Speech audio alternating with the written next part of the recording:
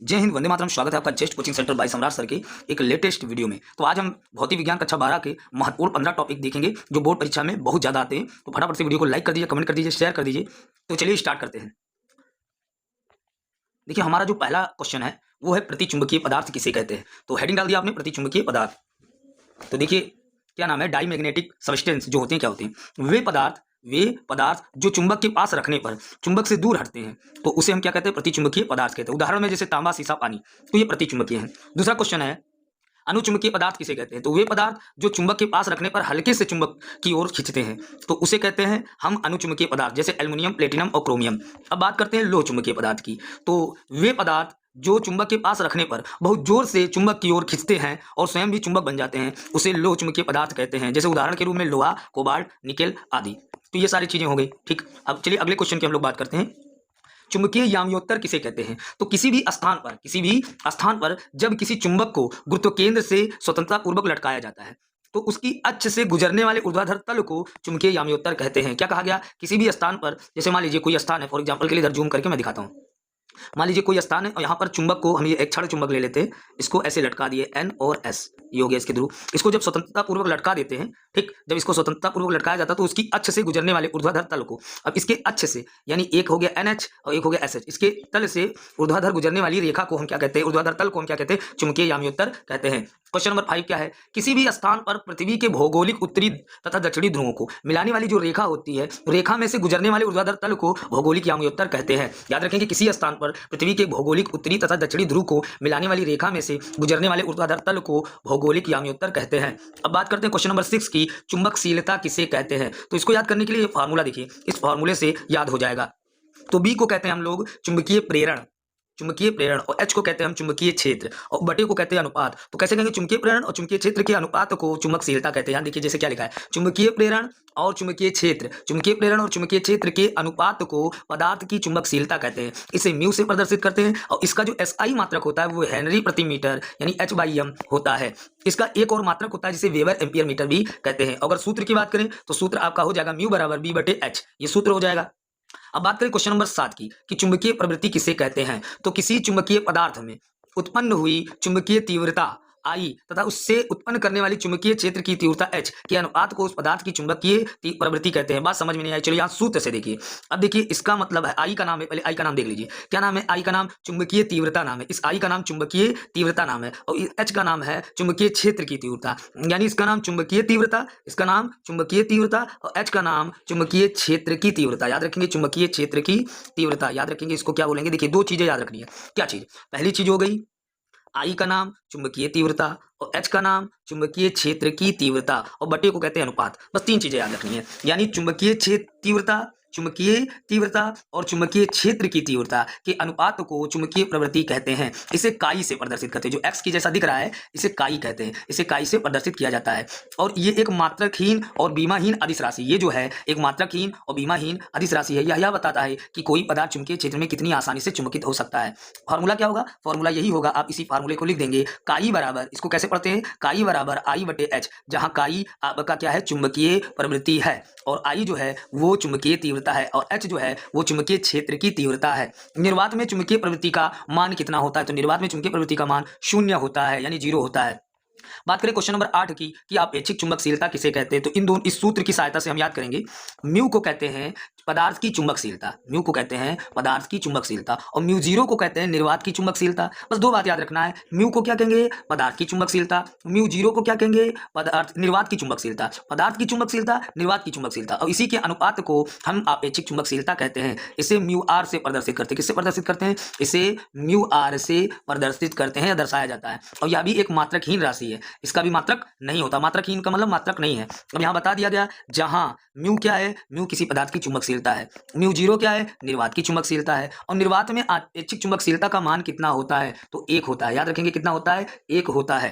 Question number 9 की बात करें कि चुंबकीय द्विध्रुव आघूर्ण किसे कहते हैं। तो देखिए चुंबकीय द्विध्रुव आघूर्ण किसे कहते हैं, समझिए। जैसे मान लीजिए ये एक चुंबक है, तो चुंबक के ये N और S ये दो ध्रुव हो गए, इसको ध्रुव बोलते हैं। तो इसको कहते हैं ध्रुवीय प्रबलता या केवल प्रबलता कह लीजिए। इसको इन दोनों में से एक लेना है, इसका ध्रुवीय प्रबलता M1, इसका M2, तो एक का लेना है, दोनों में से एक ही लेना, मान लीजिए M हो गया, तो ये हो गया चुंबकीय प्रबलता। इसको क्या नाम देंगे, ध्रुवीय प्रबलता नहीं देंगे, क्या कहेंगे, चुंबकीय प्रबलता, ठीक। और इसके बीच की जो दूरी बनेगी वो 2l है। तो इस बीच की दूरी को क्या कहेंगे 2l। इसको कहेंगे चुंबकीय प्रबलता और इसको कहेंगे बीच की दूरी। चुंबकीय प्रबलता और बीच की दूरी के गुणनफल को चुंबकीय द्विध्रुव आघूर्ण कहते हैं। देखिए बहुत ही आसान कॉन्सेप्ट है, एक बार पूरा फिर से समझेंगे, बहुत आसानी से आपको समझ में आएगा। क्या है? चुंबकीय प्रबलता और उसके बीच की दूरी के गुणनफल को चुंबकीय द्विध्रुव आघूर्ण कहते हैं। इसे कैपिटल एम से प्रदर्शित करते हैं। इसे किससे प्रदर्शित करते हैं? कैपिटल एम से प्रदर्शित। तो देखिए क्या लिखा है, मैंने आपको ब्लैक और ब्लू का इस्तेमाल करके भी दिखाया है। किसी चुंबक में चुंबकीय प्रबलता और उसके बीच की दूरी अल्प दूरी के गुणनफल को चुंबकीय द्विध्रुव आघूर्ण कहते हैं। इसे कैपिटल एम से प्रदर्शित करते हैं। इसका मात्रक एम्पियर मीटर स्क्वायर होता है। अगर ये परिभाषा आपको याद नहीं होती है तो एक दूसरी परिभाषा भी इसके लिए मैंने रखी है, अथवा लगाकर देखिए लिखा हुआ है। आप इच्छा करिए ये परिभाषा लिख दीजिएगा, अगर इच्छा नहीं करी तो एक दूसरी परिभाषा है, देख लीजिए। चलिए दूसरी परिभाषा इसी का देखते हैं। आई क्या है? धारा है। ये क्या है? क्षेत्रफल है। याद रखेंगे आई धारा है, ये क्षेत्रफल है। जब किसी समतल कुंडली में विद्युत धारा प्रवाहित की जाती है, मान लीजिए कोई समतल कुंडली है और इसमें क्या प्रवाहित की जा रही है? विद्युत धारा प्रवाहित की जाती है। तो इसको कैसे बोलेंगे? जब किसी समतल कुंडली में विद्युत धारा आई प्रवाहित की जाती है तो वह चुंबकीय द्विध्रुव की तरह व्यवहार करता है। तो ये किसकी तरह व्यवहार करता है? चुंबकीय द्विध्रुव की तरह व्यवहार करता है। तो कुंडली से बनने वाले चुंबकीय द्विध्रुव की धारा यानी आई और उसके क्षेत्रफल यानी ए के गुणनफल को हम चुंबकीय द्विध्रुव आघूर्ण कहते हैं। इसे एम से प्रदर्शित करते हैं। तो एम बराबर आई। अगर शॉर्टकट में लिखना है तो आप कह सकते हैं कुंडली में प्रवाहित धारा और क्षेत्रफल के गुणनफल को चुंबकीय द्विध्रुव आघूर्ण कहते हैं। ये भी एक सरल कॉन्सेप्ट है, आपको ज्यादा बुद्धि नहीं लगानी है। क्या?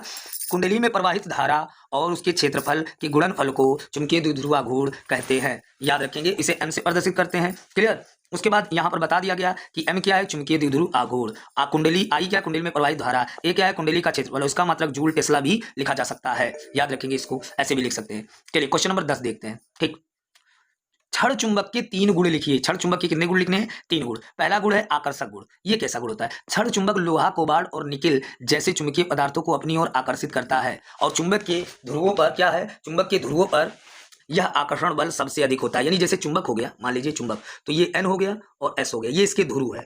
इस पर आकर्षण बल सबसे अधिक होता है। ध्रुवों पर क्या होता है? आकर्षण बल सबसे अधिक होता है। और ये किनको किनको अपनी ओर आकर्षित करता है? आकर्षण का गुण रखता है। लोहा हो गया, कोबाल्ट हो गया और निकेल हो गया, निकेल कर दीजिए, ठीक, निकेल हो गया। इतने चीजों को अपनी ओर आकर्षित करता है। चलिए क्वेश्चन दूसरा हेडिंग देखते हैं क्या है। दिशा निर्देश गुण। क्या है? दिशा निर्देश गुण। जब एक क्षण चुंबक को स्वतंत्रता पूर्वक लटकाया जाता है, याद रखिए जैसे कोई क्षण चुंबक हो गया, उसको स्वतंत्रता पूर्वक लटका दिया गया, तो वह हमेशा एक निश्चित दिशा में ठहरता है। और वो दिशा क्या है? N और S दिशा में हमेशा ये चुंबक हो जाएगा। तो इस सिरे को हम उत्तरी ध्रुव कहेंगे और इस सिरे को हम क्या कहेंगे? दक्षिणी ध्रुव कहते हैं। वही बात लिखी है। और तीसरा हेडिंग क्या है? ध्रुवों का गुण। गुण क्या होता है? मान लीजिए अगर NN है तो ये समान हो गए ध्रुव हो गए, SS है तो ये समान ध्रुव है, और इनके बीच यानी अगर NN है तो इनके बीच और या SS है तो इनके बीच कौन सा बल लगता है? तो याद रखेंगे इनके बीच प्रतिकर्षण बल लगता है। कौन सा बल लगता है? प्रतिकर्षण बल लगता है। और विपरीत ध्रुव है जैसे NS है या SN है तो इनके बीच हमेशा आकर्षण बल लगता है। कौन सा बल लगता है? आकर्षण बल लगता है। वही ध्रुवों का समान गुण का ये हो गया। क्वेश्चन नंबर 11 की अगर हम बात करें, चुंबकत्व का परमाणुीय मॉडल बताइए। तो देखिए पहले इसको कैसे कहेंगे? प्रत्येक पदार्थ असंख्य परमाणुओं से मिलकर बना होता है। प्रत्येक परमाणु के केंद्र में एक धन आवेशित नाभिक होता है जिसके चारों ओर विभिन्न कक्षाओं में इलेक्ट्रॉन घूमते रहते हैं। ये इलेक्ट्रॉन कक्षीय परिक्रमण के अतिरिक्त अपनी धुरी पर भी घूमते रहते हैं और इस धुरी पर घूमना चक्रण कहलाता है। क्योंकि प्रत्येक इलेक्ट्रॉन आवेशित होता है अतः कक्षीय अथवा चक्रण गति करता हुआ इलेक्ट्रॉन एक धारावाही लूप या चुंबकीय द्विध्रुव की भांति व्यवहार करता है। इसी कारण परमाणु में चुंबकीय आघूर्ण उत्पन्न होता है और परमाणु में चुंबकीय आघूर्ण का अधिकांश भाग 90% इलेक्ट्रॉनों के चक्रण के कारण होता है और कक्षीय परिक्रमण के कारण बहुत कम यानी 10% होता है। अब देखिए जितनी हिंदी देखिए उसको समझने का प्रयास करते हैं किससे? चित्र से। मान लीजिए ये चित्र हो गया, आप समझिए। तो जितने भी परमाणु हैं, धातु हैं, सारी चीजें जो हैं संसार में जितनी चीजें दिखाई देती है वो किससे मिलकर बनी होती है? असंख्य परमाणुओं से मिलकर बनी होती है। और परमाणु के भीतर एक धनावेश पाया जाता है। इस धनावेश को हम नाभिक कहते हैं और नाभिक के चारों ओर, इस नाभिक के चारों ओर ये जो इलेक्ट्रॉन है ये क्या करते हैं? चक्कर लगाते हैं। लेकिन कैसे चक्कर लगाते हैं? अपनी जगह पर घूमते हुए चक्कर लगाते हैं। जब ये अपनी जगह पर घूमते हैं, जब अपनी जगह पर ये घूमते हैं तो इसे चक्रण कहा जाता है। और जब इस नाभिक का पूरा चक्कर लगा लेते हैं तो इसे कक्षीय परिक्रमण कहते हैं। तो इससे होता क्या है? देखिए मेन कॉन्सेप्ट यही है कि जब इलेक्ट्रॉन नाभिक के चारों ओर चक्कर लगाते हैं तो इस कक्षीय परिक्रमण से केवल 10% चुंबकीय बल आघूर्ण उत्पन्न होता है और इस चक्रण से 90% उत्पन्न होता है। बस यही चुंबकत्व का परमाणुीय मॉडल है। चुंबकत्व का परमाणुीय मॉडल केवल यही कहता है कि चुंबकत्व कहने का मतलब चुंबकीय बल आघूर्ण का उत्पन्न होना। तो चुंबकीय बल आघूर्ण कितना उत्पन्न होता है? चक्रण से 90% और कक्षीय परिक्रमण से 10%। तो ये हो गया आपका क्वेश्चन नंबर 11। अब बात करते हैं क्वेश्चन नंबर 12 की। तो फ्लेमिंग के बाएं हाथ का नियम, तो इस चित्र से समझेंगे सबसे पहले, समझिए, उसके बाद हिंदी देखेंगे। फ्लेमिंग के बाएं हाथ के नियमानुसार यदि हम अपनी 3 उंगलियों यानी अंगूठा, इसका नाम है तर्जनी उसकी उंगली, और इसका नाम है मादिका उंगली, अंगूठा, तर्जनी और मादिका, इन 3 उंगलियों को इस प्रकार फैलाएं कि जो तर्जनी उंगली हो वो चुंबकीय क्षेत्र यानी वेक्टर बी की दिशा में हो, मादिका उंगली विद्युत धारा आई की दिशा में हो और अंगूठा बल एफ की दिशा में हो, और तीनों एक दूसरे के परस्पर क्या हो, लंबवत हो यानी 90 डिग्री के हो। तो इस नियम को फ्लेमिंग के बाएं हाथ का नियम कहते हैं। समझ में आया? एक बार फिर से समझ लीजिए। फ्लेमिंग के बाएं हाथ के नियमानुसार यदि हम अपनी 3 उंगलियों को इस प्रकार फैलाएं कि तर्जनी उंगली चुंबकीय क्षेत्र की दिशा में, मादिका उंगली विद्युत धारा की दिशा में और अंगूठा बल की दिशा में हो, तो इसे फ्लेमिंग के बाएं हाथ का नियम कहते हैं। अब देखिए इसमें चलिए कैसे लिखना है वो चीज मैं आपको दिखा दूं। तो फ्लेमिंग के बाएं हाथ के नियमानुसार यदि हम अपनी 3 उंगलियों को इस प्रकार फैलाएं कि तर्जनी उंगली चुंबकीय क्षेत्र बी की दिशा में और मादिका उंगली विद्युत धारा आई की दिशा में और अंगूठा बल एफ की दिशा में हो, अर्थात तीनों उंगलियां एक दूसरे के परस्पर लंबवत हो यानी 90 डिग्री का कोण बनाती हो, तो इस नियम को फ्लेमिंग के बाएं हाथ का नियम कहते हैं। इस तरीके से लिखना है। चलिए क्वेश्चन नंबर हम लोग 13 देखते हैं। धारामापी को आमीटर में रूपांतरण। तो सबसे पहले सिद्धांत देखिए कैसे लिखेंगे। धारामापी को आमीटर में बदलने के लिए समांतर क्रम में एक कम प्रतिरोध वाला तार जोड़ देते हैं। देखिए धारामापी को आमीटर में बदलने के लिए यहाँ चित्र में देखिए तो ज्यादा समझ में आएगा। जैसे मान लीजिए ये चित्र है, यहाँ ये देखिए चित्र है, तो ये एक धारामापी है, ये जी जो है गैल्वेनोमीटर यानी धारामापी है। इसके समांतर क्रम में एक हम अल्प प्रतिरोध का तार जोड़ दिए हैं और इस तार को हम संट कहते हैं। तो देखो कहना कैसे है, इस धारामापी यानी जी में एक अल्प प्रतिरोध का तार जोड़ दिए हैं। ये अल्प प्रतिरोध का तार है जिसे हम क्या कहते हैं, संट कहते हैं। याद रखेंगे, धारामापी में एक अल्प प्रतिरोध का तार जोड़ देते हैं जिसे हम क्या कहते हैं, संट कहते हैं। देखो यही बात लिखी भी है ऊपर, देखिए क्या लिखा है। धारामापी को आमीटर में बदलने के लिए, धारामापी को अगर हमें आमीटर में बदलना है तो क्या करेंगे, हम कम प्रतिरोध का एक तार लेंगे और जिसे कहाँ जोड़ देंगे, धारामापी में जोड़ देंगे, और इस तार को हम क्या कहेंगे, संट कहते हैं। इस तार को हम क्या कहते हैं, संट कहते हैं। अब माना धारामापी का जो प्रतिरोध है वो जी है, जो मेन धारामापी था इसका प्रतिरोध क्या है, जी है, और जो संट का तार था जो कम प्रतिरोध का, इसका यस है। धारामापी से प्रवाहित धारा क्या है, जो मेन धारा है वो आई जी है। देखिए मेन धारा तो कुल धारा आई है, लेकिन ये जब धारामापी से होकर गुजर जाएगी तो इसका नाम आई जी हो जाएगा, और जब ये संट से होकर गुजर जाएगी तो पूरे धारा आई और इसमें से आई जी घट गया तो ये संट की धारा हो गई। ये संट की धारा और ये आई जी जो है वो धारामापी की धारा, यानी हमें दो बात याद रखना है कि इसकी धारा का नाम आई जी होगा और संट की धारा का नाम, इसकी धारा का नाम आई माइनस आई जी होगा। ये बात याद रखना है। चूंकि धारामापी और संट समांतर क्रम में जुड़े इसीलिए दोनों के सिरे पर विभवांतर समान होगा। समांतर क्रम में जुड़ते हैं तो विभवांतर समान होगा। ये देखिए डायरेक्ट लिखा है, मैं आपको इसको समझाता हूं कैसे है। जैसे विभवांतर समान है तो बी बराबर बी, ये समान हो गया, तो बी बराबर ओम के नियम से होता है आई गुणे आर और बी बराबर होता है आई गुणे आर। तो मान लीजिए इधर हम धारामापी ले लेते हैं, तो धारामापी की धारा क्या होगी, आई जी होगी, और गुणे धारामापी आर नहीं है, इसका प्रतिरोध जी है, और बराबर ये संट का धारा हो गया तो संट की धारा आई माइनस आई जी हो जाएगा, और प्रतिरोध का भाई प्रतिरोध संट लगाया गया तो एस होगा। तो ये कॉन्सेप्ट कहां से आया, ये मैंने आपको ये समझाया, इस तरीके से आ गया। अब क्या करना है, इतना लाना है हमें, आंसर इतना लाना। देखिए कैसे आएगा, इसको क्या काम करेंगे, हम लोग इसको गुणा कर देंगे आपस में। देखिए कैसे गुणा करेंगे, तो ये आई जी और ये जी वैसे ही हो जाएगा, ठीक, गुणा कर देंगे बराबर। इसका जब गुणा करेंगे तो एक बार इससे गुणा होगा और एक बार इससे गुणा होगा। जब ये इससे गुणा होगा तो आई एस हो जाएगा, क्लियर, और जब इससे गुणा होगा तो माइनस आई जी ऐसे हो जाएगा, ऐसे हो जाएगा। अब देखिए एक चीज समझिए, उधर कौन जाएगा, इस साइड कौन जाएगा, तो ये वाला उस साइड जाएगा, क्यों, क्योंकि इसके बाद आई जी है तो उधर जाएगा, तभी तो कॉमन लेने में अच्छा रहेगा। तो ऐसे लिख लेंगे हम लोग, क्या लिख लेंगे, ठीक। या एक काम करते हैं, इससे भी एक सरल तरीका है मेरे पास, कुछ भी करना ही नहीं है, समझिए, इससे भी एक सरल तरीका है जो तुरंत ही सॉल्व कर देगा आंसर। देखिए क्या है, मेन चीज क्या थी, ये जो था इसको एक बार इधर लिख लीजिए, आई माइनस आई जी और गुणे एस, और बराबर इधर इसको उठा के लिख दीजिए आई जी गुणे जी, ऐसे लिख दिया। और एस का मान निकालना तो एस बराबर हो जाएगा आई जी गुणे जी और बटे ये वाला नीचे भेज दीजिए, इसके नीचे भेज देंगे तो यहाँ आ जाएगा आई माइनस आई जी, और यही आपका हो जाएगा क्या, आंसर हो जाएगा, ठीक। तो देखिए यही चीज लिखा है आई जी गुणे जी ऊपर और नीचे लिखा है आई माइनस आई जी। अब इससे सरल नहीं मिलेगा, अगर वैसे पूरा सॉल्व करके करते तो बहुत टाइम जाता है, और ये आसानी से हो गया। इस प्रकार धारामापी को आमीटर में परिवर्तित करने के लिए उसके समांतर एक संट प्रतिरोध जोड़ा जाता है जिसका मान ऊपर दिए गए सूत्र से प्राप्त किया जाता है। उसके बाद ये चित्र बना देंगे, ये कॉन्सेप्ट भी क्या हो गया, क्लियर हो गया। अब चलिए क्वेश्चन नंबर 14 देखते हैं। 14 क्या है, किसी विद्युत परिपथ में उल्टता संबंधी किरचॉफ का नियम लिखिए। तो कैसे लिखेंगे, इसका नियम क्या है, किसी बंद पास में, मान लीजिए कोई बंद पास है और उसमें प्रवाहित होने वाली समस्त धारा, तो देखिए इसको कैसे कहेंगे, किसी बंद पास में प्रवाहित होने वाली समस्त धारा, आई को क्या कहेंगे, किसी बंद पास में प्रवाहित होने वाली समस्त धारा और उसके संगत प्रतिरोधों के गुणनफलों का बीजगणितीय योग, उसके संगत प्रतिरोधों के गुणनफलों का बीजगणितीय योग। पहले मतलब समझिए, जैसे मान लीजिए I1 है R1 है, ये दो धारा हो गया, फिर I2 हो गया R2 हो गया, ये दो हो गया मान लीजिए।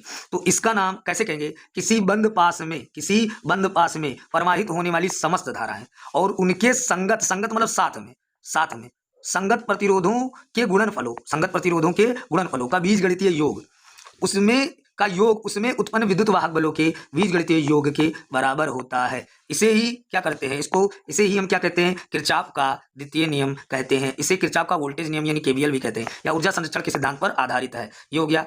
अब देखिए चित्र में भी इसी तरीके से दिया गया है, ये चित्र बना लीजिएगा, बस ये कॉन्सेप्ट क्लियर हो गया। अब देखो सिग्मा आई आर बराबर ई, ये टोटल लिखा हुआ है। और पहले बंद पास के लिए देखा जाए तो पहले बंद पास के लिए यही सूत्र लगाया जाए तो पहले बंद पास के लिए मान लिया जाए, पहले बंद पास में R1 है और क्या है R2 है और क्या है E1 है और क्या है E2 है और I1 धारा है और क्या है I2 धारा है। तो भाई देखिए I की जगह हम क्या लिखेंगे I1 और I1 के साथ कौन हो जाएगा R1 हो जाएगा, तो I1 R1 और I2 R2 एक साथ लेंगे तो I2 R2। माइनस क्यों लगाएंगे, क्योंकि एक की दिशा इधर को एक की दिशा इधर को है, विपरीत दिशा में, तो यहाँ माइनस हो जाएगा। E1 हो जाएगा और दूसरे की दिशा भी विपरीत है तो इसको क्या लिख देंगे -E2। तो ये आ गया आपका पहले बंद पास के लिए। अब तथा दूसरे बंद पास के लिए हम लोग देखें, दूसरे बंद पास के लिए एक बंद पास और है, तो इसमें क्या है R3 है आपका, क्या है R3 है। और धारा जो है वो I जो है I3 जो है, जब हम I1 और I2 को जोड़ देते हैं तो वो I3 के बराबर हो जाती है। क्लियर। और धारा दूसरी धारा जो है I2 और R2 है, तो आपको क्या लेना है I2 R2 लेना है और प्लस I3 और R3 लेना है और बराबर इसमें केवल E2 ही माना जाएगा। और I3 की जगह आप क्या लिख दीजिएगा I1 प्लस I2, बाकी चीजें देखिए वैसे ही लिखी हैं, R3 हो जाएगा प्लस I2 R2 हो जाएगा, यानी ये कॉन्सेप्ट आ जाएगा। और इन्हीं समीकरण को हल करने पर हमें I1 व I2 के मान याद कर सकते हैं। तो हल नहीं करना है, बस इतने पे छोड़ देना है। आखिरी क्वेश्चन देखेंगे हम, धारामापी की संरचना। ठीक, अब देखिए धारामापी की संरचना को हम कैसे समझ सकते हैं। चलिए सबसे पहले हम लोग चित्र से समझते हैं। किससे समझते हैं, चित्र से। चित्र में आ जाइए और चित्र में पहले कुछ चीजें समझ लीजिए, फिर उसके बाद हम लोग पूरा कॉन्सेप्ट समझेंगे। सॉरी, चित्र ऐड ही नहीं किया इसमें। ठीक, चित्र को हम ग्रुप में वैसे भेज देंगे आपको, चित्र ऐड नहीं किया। चलिए देखते हैं क्या। धारामापी बहुत कम धारा का पता लगाने हेतु प्रयुक्त एक संवेदनशील यंत्र है। यानी धारामापी एक प्रकार का ऐसा यंत्र है जो कम धारा का पता लगाने के लिए इसका प्रयोग किया जाता है। इसकी संरचना निम्न प्रकार से है। इसको कई हेडिंग में बना दिया है जिससे कि आपके लिए और सरल हो जाए। जैसे इसमें पहली चीज होती है चुंबक, और चुंबक की ध्रुव N और S है। तो इसके आगे कैसे लिखेंगे, हेडिंग के आगे, धारामापी में दो प्रबल अस्थायी चुंबक होते हैं जिसके बीच में तांबे की कुंडली को लटकाया जाता है। ये पहला हो गया पॉइंट। दूसरा पॉइंट, तांबे की कुंडली ये किसकी बनी होती है, या पतले पृथक तांबे के तार की बनी होती है जिसे एल्युमिनियम के फ्रेम पर लपेटा जाता है तथा धारा प्रवाहित होने पर इस पर चुंबकीय बल युग्म लगता है जिससे कुंडली क्या होती है, घूमने लगती है। पॉइंट नंबर 3 देखेंगे, फ्रास्पर ब्रांच की पत्ती, ये तीसरी चीज है। अब ये क्या होती है, कुंडली को फ्रास्पर ब्रांच की पतली लचीली व चालक पत्ती द्वारा लटकाया जाता है, या धारा प्रवाह का मार्ग भी बनाती है। चौथा जो होता है मरोड़ टोपी जिसे कहते हैं, पत्ती का ऊपरी सिरा मरोड़ टोपी से जुड़ा होता है जो प्रथम संयोजी पेंच T1 से संबद्ध होता है और कुंडली घूमने पर इसमें ऐंठन बल युग्म उत्पन्न होता है। ये हो जाएगा। अगर बात करें हेडिंग नंबर 5 की, तो दर्पण लगा होता है इसमें। निलंबन पत्ती पर एक सूक्ष्म दर्पण लगा होता है और दर्पण पर प्रकाश डालकर कुंडली का विक्षेप कोण ज्ञात किया जाता है। छठा चीज क्या लगा होता है, मुलायम लोहक्रोड। कुंडली के भीतर एक मुलायम लोहक्रोड रखा जाता है, या कुंडली को स्पर्श नहीं करता है परंतु चुंबकीय क्षेत्र को प्रबल एवं त्रिज्यीय बनाता है। सातवीं चीज होती है स्प्रिंग। कुंडली का निचला सिरा स्प्रिंग द्वारा संयोजी पेंच T2 से जुड़ा होता है और कुंडली के विक्षेप पर यह स्प्रिंग ऐंठन बल युग्म प्रदान करता है। आठवां चीज होता है कांच बॉक्स। कांच बॉक्स संपूर्ण यंत्र एक अचुंबकीय कांच के बॉक्स में बंद रहता है जिससे वायु के प्रभाव से कुंडली सुरक्षित रहे। नीचे समतलकारी पेच लगे होते हैं। अब कार्य सिद्धांत क्या है, चलिए समझते हैं।